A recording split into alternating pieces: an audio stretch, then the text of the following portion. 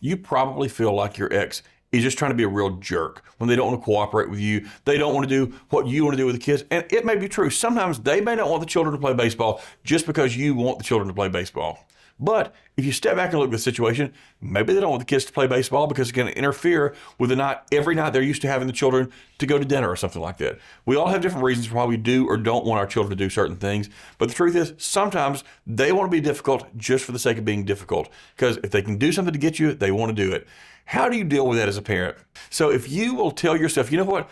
I don't care how they respond to me. I don't care what they're going to act like. I'm going to be an adult. I'm going to treat them with respect, even if they don't deserve it, and even if they don't give it to me. That helps your children to see you as the responsible parent who's willing to put little hurts aside, be willing to stand up against all the pettiness, and be able to look out for your kids' best interest. That's going to make you a parent that stands out above all the other parents in your little friend group.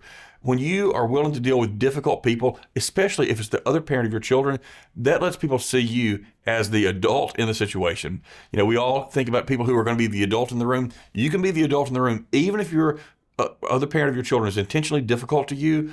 I know that makes it hard, but you can get over it. You can work through it. If you decide, you know what, I'm going to be the bigger person and I'm going to take responsible steps for my children's best interest, no matter what the other parent does. And look, there may come a time you even have to file in court because of the things they're doing. If you do, at least you've behaved appropriately and the court is going to give you credit for what you've done and then look more unfavorably on them because when you were doing right, they were doing wrong. Don't let them pull you into their pettiness. Stand up for what's right, but always try to be respectful no matter how they treat you. Out of all the advice I could give someone about how to effectively communicate with a co-parent, it's this. Listen, assume best intentions, and make sure that above all, you treat each other with respect. Even if they don't give it back to you, give it to them. You're going to be the bigger person. You'll be glad you did, and your children will appreciate you in the end.